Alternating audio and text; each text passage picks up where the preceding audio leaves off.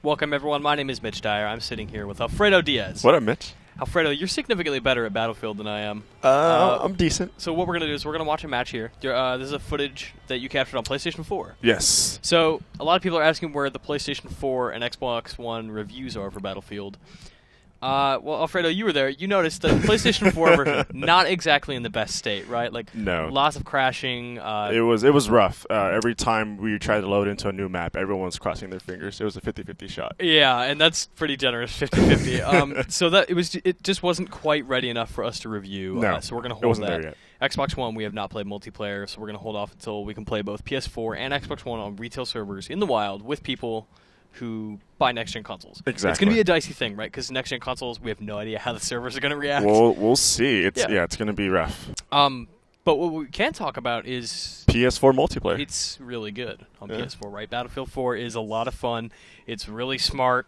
It handles itself really well on consoles. 64 players really does work, and the controller is amazing. Oh, I can't say enough about the controller. The triggers alone oh man, right? make me want to, justify my pre-order for the PS4. Just the triggers. And I don't know. For me personally, I think there's a lot I have to say about the PS4 controller just from my point of view. You're very competitive. You play you are borderline pro compared to a lot of people anyway. Depending on what game. You do. This is a really good match here. This is one of the best matches you captured. You come down on some dudes. It was fun. This map is great. It's very small and it's fast paced, and it's what I like to play in Battlefield. Yeah, definitely. It's I like this map a lot. Really close quarters, no vehicles, which is weird to say. I really like playing Battlefield without vehicles. But then you get those times where you're just tired of running for miles and miles in Conquest, and you're just like, I just want to just shoot people endlessly without thinking about it. But back to that PS4 controller. Yeah, man, I love the sticks. I love the way they feel. I feel like, especially compared to DualShock 3, the precision you can get, the kind of the precision in general just feels really good, right? The sticks just feel so nice. There's more range. The dead zone is better.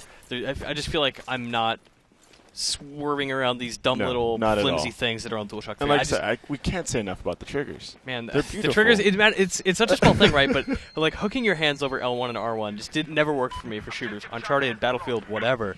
But using my fingers always slipped off with the DualShock all the time, and then I was usually shooting with the bumpers, and that didn't feel right to me. And you had to use that because L2 and R2 were garbage. Yeah, they were terrible. But now they feel fluid and it feels nice. What's really weird about the controller though is I'm used to the back button being on the left side and the start button being on the right, but we have share and options.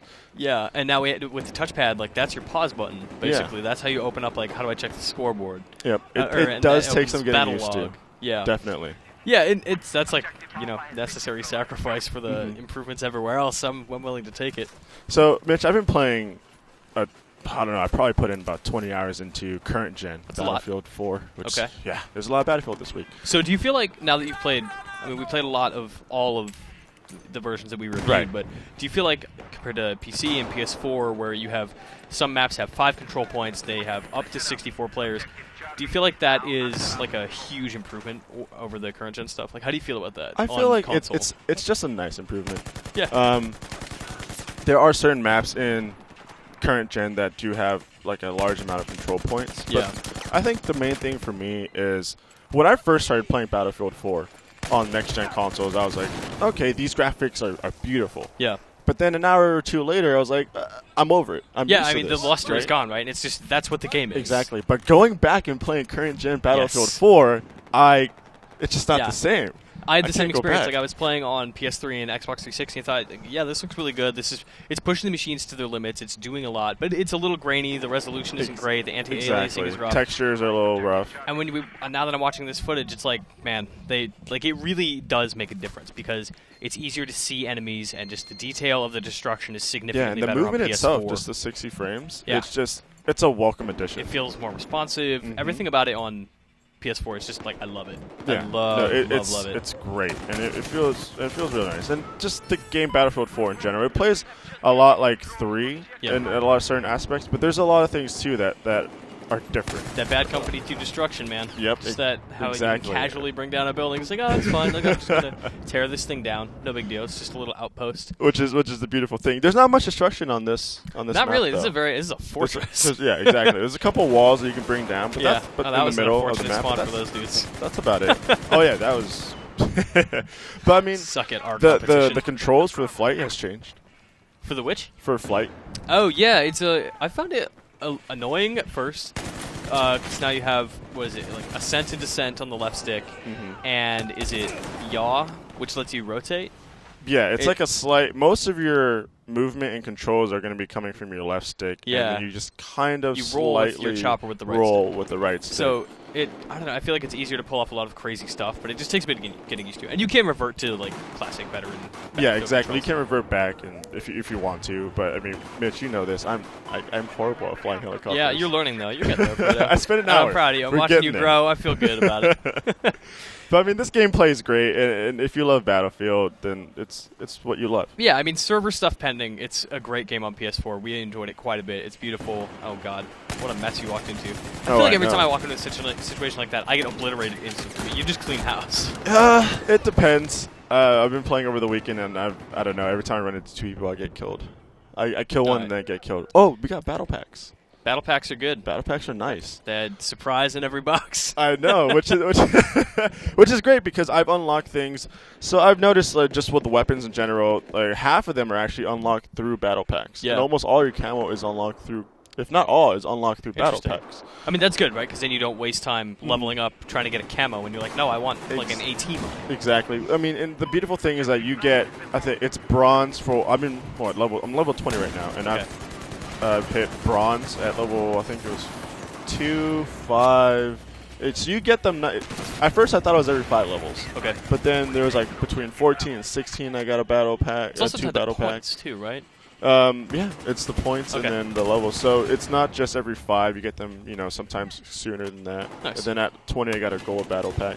Leveling's a bit slower, but you don't feel like battle packs breaks it. Leveling is a lot slower. I feel like compared to 3.